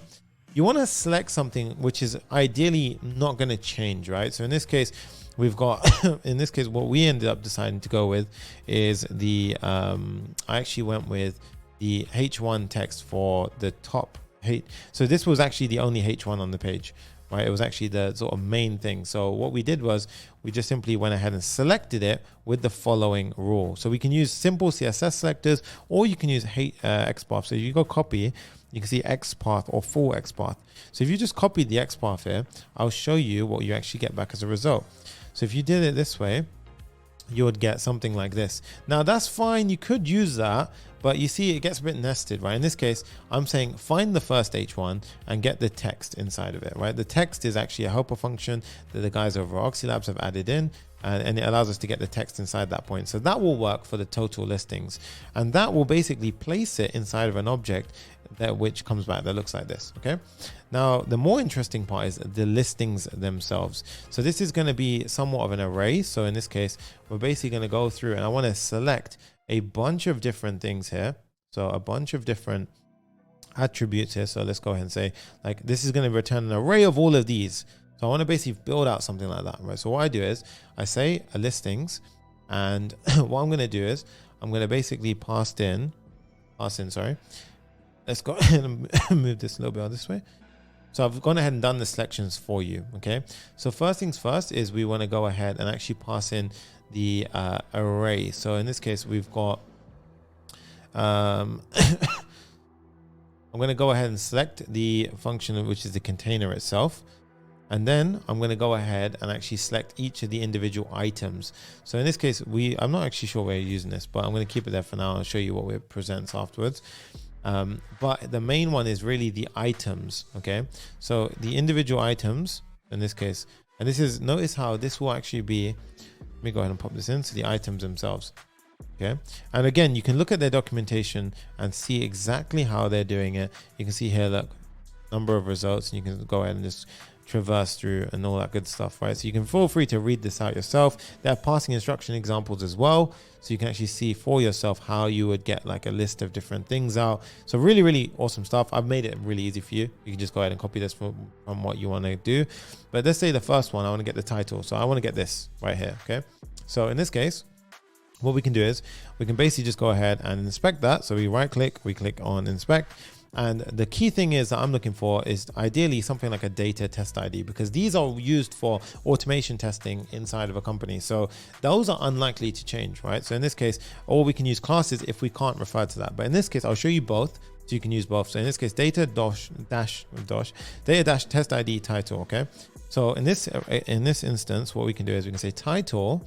So here, I'm going to show you right now. So we can say title, and then we basically give the, let's go ahead and do this. So we say title, we pass in the functions, and the main selector is called XPath1. And there's actually a very nice breakdown here of how you can go ahead and select each one. So you see XPath1 works the same way as it returns only the first value if more than one value is selected by the provided XPath. So in this case, we only care about the first thing that we find. And then we're saying go to that point, right? So you go to the div where you have that point. So you see the div where we have data-test ID is title, and get the text from it. So you see what we're doing here, yeah? And then what we're doing is it's then going to form, we've told Oxylabs how to scrape it and how to get the relevant information, okay? Now there's lots of different things you can do. So for example, the description here, I've gone ahead and got the 1-bedroom suite with kitchenette, for example. So I've actually gone ahead and done that for you as well. So inside of the same items container, we're going to pass a description in.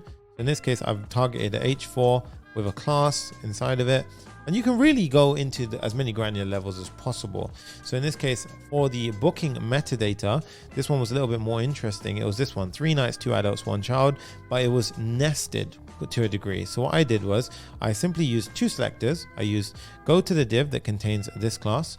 And then once you found that, go to the div that contains another class within it, and then find the text. So basically you're traversing through the HTML elements and you're basically selecting the information that you want. And you can really build this out however you wish. And it was not difficult to do so. Now, if you want something like the href, so for example, let's say I want the link, not the text, but I want the link itself. All you need to do, find the element. For example, I said find the a tag, so the anchor tag that contains a specific class, and then at href to get the attributes. You can say at URL, at href, and so forth. Okay, I'll show you another example. We have the price over here. So underneath the link, we can have the price. And then I also want to do the URL. Okay, so the URL is actually the image, right? So in this case, you can see find the image in that container, and notice how it's going through the property card container. So each individual one is going to be for each individual row that we saw, right? That's why it's traversing through each of these individual rows. That's why it's items, right? So it's going to group them together like that. Okay, so in this case, you've got the image and then at source. So right, so it's not just text, it's not just at href, it's at source as well, and it's also any other attribute that you want to go ahead and tag into. Then we've got rating word, which is basically if it's superb, if it's good, if it's not. So I've basically done this bit for you, okay? The rating, and then I'm also going to do the rating count. So we've got two more here, the rating and the rating count I've added in. Okay, so I've done the hard work here of finding the selectors, but that's how you can do it. It's very, very simple. Now, once you've got this, basically this body, this request, right, you can go down to the bottom of the request, and all you need to do now is pass that over to Oxylabs, and they will basically do all the magic and scrape it for you. And again, they have IPs like all around the world to allow you to ethically do this in a way that works, right? So in this case, we're going to go ahead and now form our fetch accordingly. So we're going to say const response equals await fetch. Okay, now here I'm going to pass in the real-time sort of Oxylabs API call. So in this case, this is the endpoint that we want to go ahead and connect to. And then we're going to pass in a method of post. So it's a post request that we're passing through. And then we're going to basically stringify the body. So body JSON stringify the body. So in this case, I'm just stringifying everything that we just had at the top. And then basically I want to also cache this. So remember I mentioned before, let's say two people made the same exact search. They want to go to London. They want to go from December 1st to December 5th. And they have the same children, number of rooms, everything. Rather than constantly stressing that quota, right? Rather than constantly making the same API call to the backend, let's just assume that for 1 hour, it's okay if the same results appear for that person. That then, let's say somebody else came along 20 minutes later and wanted to search for the exact same thing. It's okay to show the same search results. And then every hour, I want it to generate a new response. So we want to cache it for an hour, change it up. I can show you how to do that very simply. All we do is inside of our fetch request, right? This is part of Next.js 13.14 caching. So in this case, we just simply pass in next, and there's lots of ways to do this, but we're going to use the next revalidation rule. And I'm just going to put 60 times by 60. And this means that we're going to basically, every hour, we're going to refresh this, okay? So we're going to say every 1 hour, this should be, so cache for 1 hour, basically, cache for 1 hour, okay? And if you want to do it for like 24, for 1 day, you do like 24 and so forth. Okay, my cough is definitely kicking. And then what we have is we have to pass in an authorization header. And this is basically how it knows whose account are you making this from. Okay, so what we do here is we simply pass in our header with content type application JSON, like so. And the main thing here is something called authorization. So we're going to pass in authorization, so we can actually get rid of this as well. Sorry guys. And this one, I want you to go ahead and do the following. I'll say, we're going to say basic space, and then we're going to say plus buffer from, and all we need to do here is a bit of string interpolation. And we're basically going to build out our responses. So we say buffer from username, password to string base64. And that's how we essentially pass in what we need to Oxylabs to ensure that they know which account, and that way they can basically go ahead and say, yes, you have access to this Oxylabs service. Go ahead and let the scrapers do their magic. If you get a response here of saying unauthorized, it either means that your free trial has ended, you do not have an active subscription, or you need to go ahead and, like I said, upgrade one of your plans so that way you have that specific product that you can use. But remember, you do get a free trial. It's the first link in the description. Make sure you check it out. Okay, so in this case, we have the headers.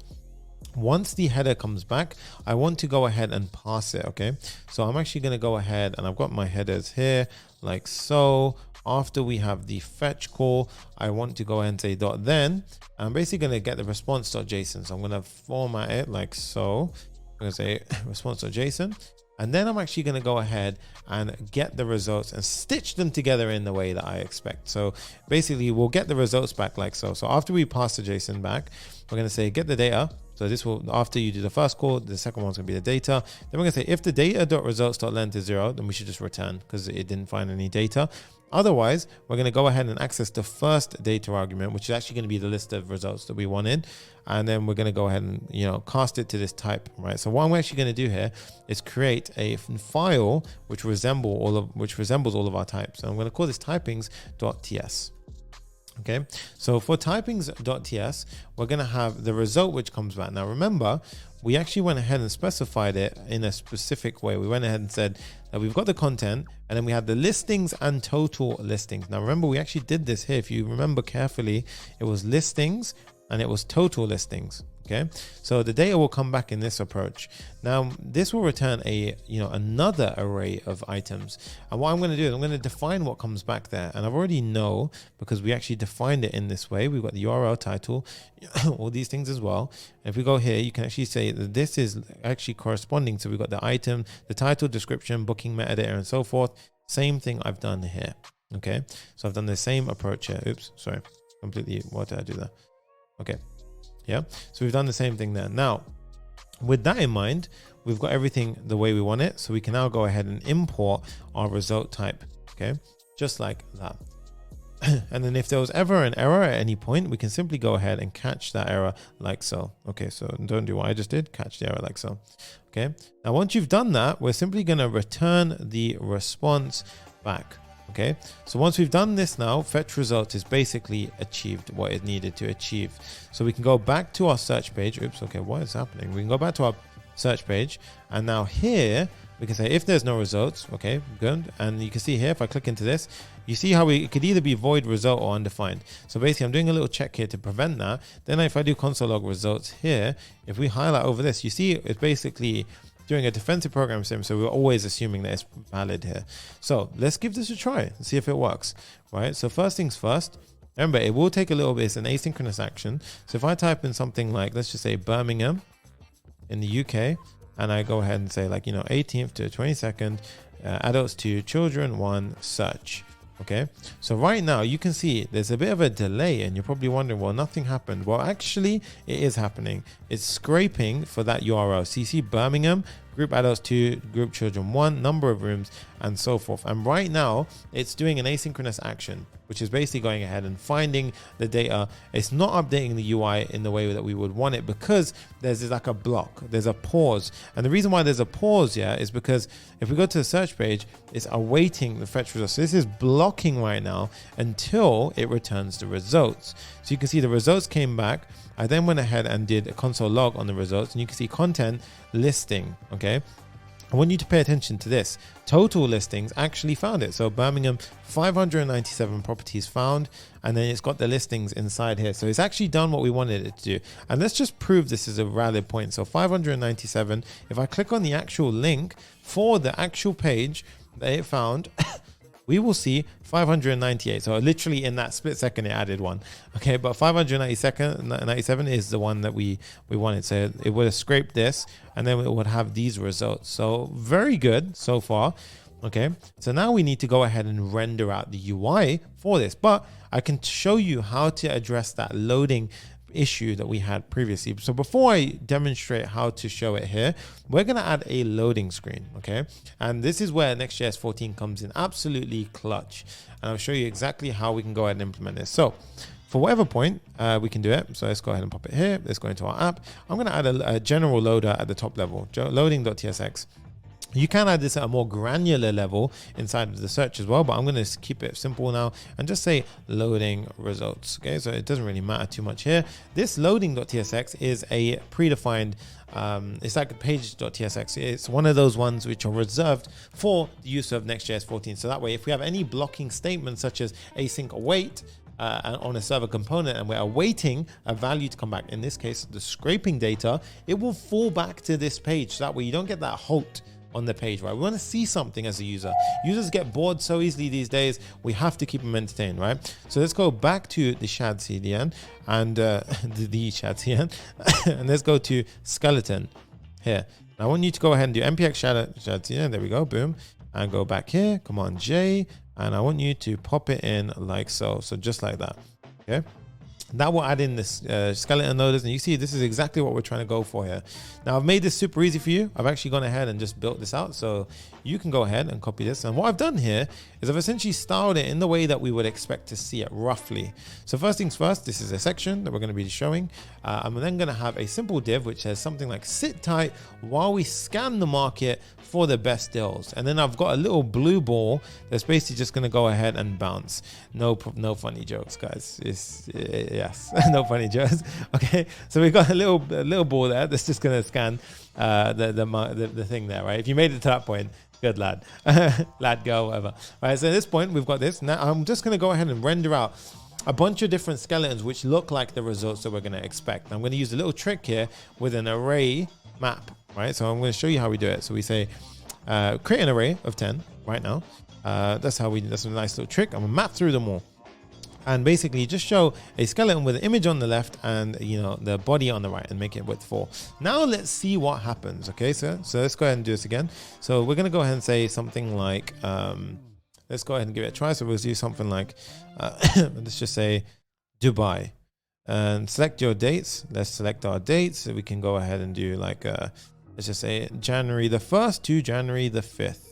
Okay, and then we've got adults to children to rooms to search. Nice, look at that, guys. Now we've got a loader where it's saying sit tight, we're just scanning the market for the best deals. And now what's really good about this is that it's basically, I can show you this in a real-time effect. What's happening here is it's blocking here. So this is a server component which is making an asynchronous call here, and while it's blocking, it will fall back to our loading.tsx. This is really awesome, and this is what I need you to understand when you're using Next.js. This is a core thing, and this core powerful thing that you should be implementing. Once it came back, you can see it rendered out the rest of the page. Right, and as we can see down here, we would have got the actual results inside of our terminal. So this is still server rendering. It's amazingly powerful. And bear in mind now, if I was to hit the refresh button, you can see, look at that, it didn't load. It didn't load again. Right, it did not load again, and the reason why it didn't load again is because it cached, which is sick. That's exactly what we wanted. It caches for 1 hour now, and then after 1 hour it will do the fresh load. So anyone else who searches for that exact same booking will get the results immediately, which is amazing. It's a good user experience. If you want to stress test this, you simply go open up your inspector, go to network, click on disable cache, and then refresh, and now you're forcing it to have no cache every time. So after an hour, the next person who comes on the page will see this. But if you did have caching, so which what we expect, maybe one person will see this, and then after that it'll be cached for the next hour. So anyone else who makes that exact same search will get the immediate result, which is exactly what we want. That's sick, right? So great stuff. Now we've got the search page. So let's go ahead and build out the search page, and then we're going to deploy this thing, and we've got ourselves in for a great treat, right? So let's go ahead and carry on. So we're going to build out a section here. So section like so. And the really nice thing about, honestly, when you build things correctly, it's so easy with type safety to code pretty fast. Okay, so in this case, what I've done here is I've simply popped out a div for our styling. And you notice there, I haven't gone too much into the styling aspect of things. If you really want to know and level up your styling game, you can simply join us at popularreact.com/course. We have an awesome sale on right now as well, so make sure you leverage that. And you can go ahead and see for yourself. We teach all of this, every single thing that has been taught today, including the styling, everything. You'll feel like a bloody expert by joining this course and community. I promise you, this community is what it's about. This is what we do, okay? Everything is made to simplify the things that may be confusing you right now, okay? But let's carry on. So we've got the trip results. Let's go ahead and pop that in. So you can see your trip results, very straightforward and easy. For the H2 tag, we're going to go ahead and pop in saying dates of your trip, and you can see we've got the dates, right? So fairly straightforward. You can feel free to, refactor that, change it up as much as you want. And then I want to show the results that come back, okay? So after that, we're going to go ahead and say a horizontal line, and you can see Dubai, 1,689 properties were found. Okay, so our scraping has worked. You can see it's pretty impressive. Okay, so after that, we're gonna have, underneath the H3, we're gonna have another div. Now inside this div, this is where we're gonna render out everything that we expect. So in this case, I'm gonna say, we're gonna have a space between all of these separate results with something like this, margin top of 5. There we go.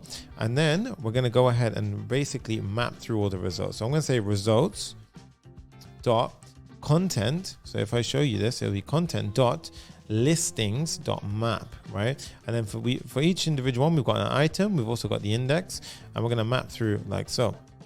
Okay, and then in this case, just to start it off, we're gonna have a div with a key, and the key in this case should be like, you know, item.id. In this case, I don't have a perfect ID here, so I'm gonna go ahead and use but ideally you would want to be using something which is absolutely unique. So you can do a combination of, you know, in this case item.link or item.price. That would also work, but in this case just keep it simple. I'm using Someone's gonna shout at me for that. I understand the different things that come with that, okay, but this is demo, it's okay. Chill. The main purpose is I'm trying to show you what we're doing here. So you can see that, look at that, we've got that many results right now. Now it's worth mentioning, it is trimming the number of results that came back. You can go ahead and actually, you know, investigate yourself, and you can use something like offset at the end of the booking.com URL to go ahead and get the second page. So you can say offset 20 equals 25 as a parameter when you do your search, and add in pagination if you want. Again, you can feel free to go ahead and extend these builds as much as you want, but I'm showing you how to do it for the first set of results, okay? So that's great. Now we're going to pop in an image for this one as well. So inside this div, we're going to go ahead and pop in an image with the item URL, and you can see, boom, look at that, guys, absolutely beautiful, right? And then we've also going to have a div. Now this div is going to have a lot of information inside of it, such as, let's go ahead and pop it. I just want to do a demo search here. So let's just say London, like so. Let that app go ahead and load. That's the main app. So that way I can show you the actual results. And inside of here, we're going to have a div like so. And inside this div, we're going to go ahead and have the item title and description. So first things first, the item title and description. So this is going to be our next link tag. So let's go ahead and pop that in like so. And you can see, look at that. Oh, look at that. SLS Dubai. And these are actually, yeah, this is correct. I recognize these hotels in Dubai. This is great. Okay. So we've got all these things looking great. And then we're going to have the actual ratings. So you'll notice how in this, we have the actual ratings, good, new, 2 weeks and so forth, and the prices. So let's go ahead and do that. And it's also worth mentioning that those links are actually clickable. So if I was to click on the SLS Dubai Hotel and Residences, you'll see it goes ahead and takes me, I did a command click to open up in a new tab. You'll see it actually takes me to that real booking, which is amazing, right? So in this case, it's definitely working the way we expect it. It's scanning the results, and you can see the actual results are being pulled from, which is booking.com, which is absolutely amazing. Let's go ahead and pop in the next div. So we're going to have another container here to house the sort of pricing, the rating, that kind of stuff. And inside of that, we're going to have our first div, which is going to include the rating and a nice way of demonstrating it. So in this case, I'll pop this in, and you'll see I've just added in a div which surrounds this entire thing. And the first div is going to be just a combination of the rating word as well as the rating count. Okay. And the second p tag is simply a blue box, which just resembles the actual rating itself. And what we've done here is we've said, if it doesn't exist, simply fall back to NA. Okay. In that case, look at that. We're pulling those. And this is actually coming from the real search itself. Okay. And then we're going to go ahead and have the metadata, which is underneath the div. So if we go underneath this div, pop the metadata in like so, and you can see we've got the pricing just like that. Right, so right now this is looking great. Look at that, we've got everything working the way we expect it. You can also go ahead and make this very even more responsive by just having it rather than in a flex row, you can have a flex column where it keeps just the title, and then the price, this can all come underneath. But for now, I think it's pretty good. I think it's pretty nice, right? So there you go. Look at that, guys. Absolutely beautiful. Let's give it a full test run through. So let's go to London. And also, you noticed how it was loading in that split transition, right? So firstly, if I go back to that URL, notice how it's instant. That's amazing, right? That's exactly what we wanted. But you see how it's a loading indicator sometimes when we navigate back, right? If you don't want to have that, you simply pop the loader inside of the search.tsx, and now what will happen is you will see the loader only for that page. Okay, so let's go ahead and give it a try now. So if we go ahead and say London, and let's do, like, for example, Christmas time, so 25th to 29th, you're flying on Christmas there, and you can see now we still get the loader, but the loader will not apply to the higher levels. So when we navigate back, we shouldn't see the loader, which is actually what we wanted. Okay, and then you can have a generic loader to fall back on at the top level if you really want. We're doing really well right now. I hope you're finding value in this. If you are, destroy that like button and subscribe. All right, so look at this. Sit tight. We're just scanning the market for the best deals. I really like the little animate, the little ball that bounces up and down as well. Pretty cool. There you go. Great. Yeah, look at that, guys. Absolutely awesome. And if I go back now, you see we don't have the loader there, which is great. That's exactly what I wanted. And look at that. We can go ahead and we can just map through. Look at that. Absolutely clean, super fast, guys. Look, my Dubai results are still cached. Everything's there. If I refresh this page, absolutely same thing. Really, really beautiful sort of layout and response. And also it's also making the most of the next revalidation. So your caching is working exactly as you want it. Imagine users now are searching for the exact same trip. Like, you know, someone wants this trip. They've got 4 nights, 2 adults. Perfect. Then you can go ahead and they can go ahead and see it. And it's super quick. So this is why you want to understand how to use this stuff the correct way. So next up, we are going to go ahead and deploy this. So it's worth mentioning that this was all made possible, again, through the use of the Oxylabs sort of services, right? So the proxies from Oxylabs made this entire thing possible. The web scraper AI in particular, it was an absolute like amazing pleasure to be able to do it this way. And it's also worth mentioning, you saw how easy it was to pick bits of information from our search. So I could honestly go through and really grab every single thing if I wanted to, and it would ethically scrape it. And we can even select the correct locations and everything like that because they have residential proxies. So really, really beautiful service to be able to use this, right? So now we're going to go ahead and deploy this, and then we're going to get everything up and we're going to wrap up, I guess. Yeah, we're going to finish this, right? So again, this code will be on the GitHub repo. And I'm actually going to include this code for free. So it's actually going to be in a public repo as well. So you can feel free to clone it, add your keys into everything that you need, and basically move from there. So what I'm actually going to do right now, you'll have an environment.example file. You just need to copy it, rename it to .local, and get everything up and running. So in this case, let's go ahead and continue on. So I'm going to deploy now. So I'm going to type in Vercel. Okay, and it will say, would you like to deploy? So I've already installed the Vercel CLI. If you haven't already, simply Google Vercel CLI for instructions on how to. It's very easy. I'm going to go ahead and hit Y, and I'm going to choose my own team. So if you're not logged in, it will ask you to log in. Link to an existing project, no. Project name, I'm happy with the defaults. I'm happy with all of these defaults, and it will upload. Now this will fail because there are 2 environment variables. So you click enter on that bar. There are 2 environment variables which haven't been accounted for. So I'll show you how to do this. The easiest way, where it gives you an inspect link, you command click it, click open. Now what I want you to do is go ahead and go to your booking clone YouTube, click on settings, and then I want you to go to your environment variables, just like so. And here you have your environment variables. So what I want you to do now is you want to go into your, I'm going to go ahead and show you this in the best way I can. So I want you to go into environment local, and I'm going to hide my screen for a second. You almost thought I slipped there, right? But in this case, I'm going to go ahead and say, for example, let's just say this was my keys, right? So something like this. I want you to copy it like so, go over to Vercel, and I want you to paste it. Okay, so you should have something like this, but with your actual key there. And then I want you to click on save. So I'm going to go ahead and replace this with my actual correct values now. So, and then I'm going to click save. So I'm going to undo what I just did.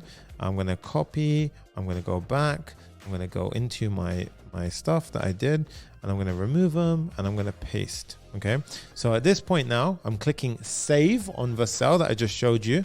And once you've done that, guys, you will see that it will save in. So I can show you the value here, web sign stream, and this will be the password that you got emailed to you when you signed up to Oxylabs.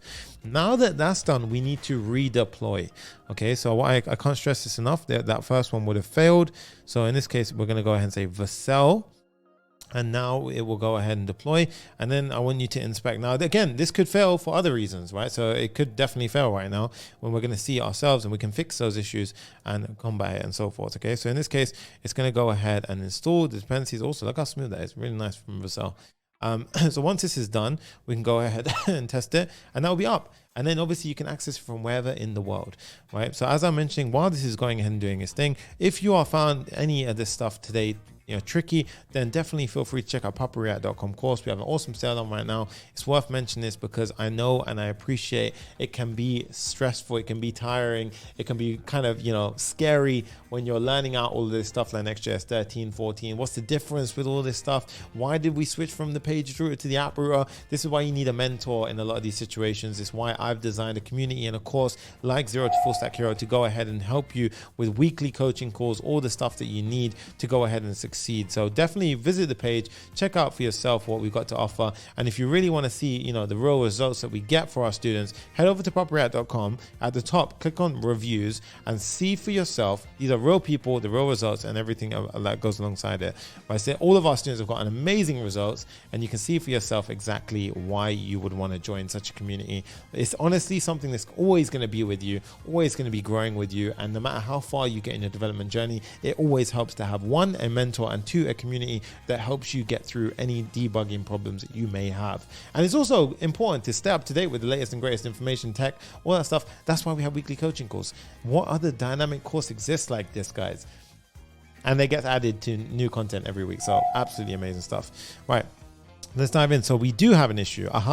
So I have some simple things to go ahead and fix. So obviously you can optimize your image tags, but the simple thing is I just need to escape a bloody character. Okay. So in my loading, right? So right now I'm not going to go too in depth with this. Where I have where just scanning, I'm just going to get rid of that for now. You can go ahead and escape that, but I don't want to spend too long doing this. We're just going to type in Vercel again. And in fact, I'm going to deploy straight to production. So Vercel prod. Okay. So by default, it deploys to preview. But you can see now it will try to deploy straight to our production URL.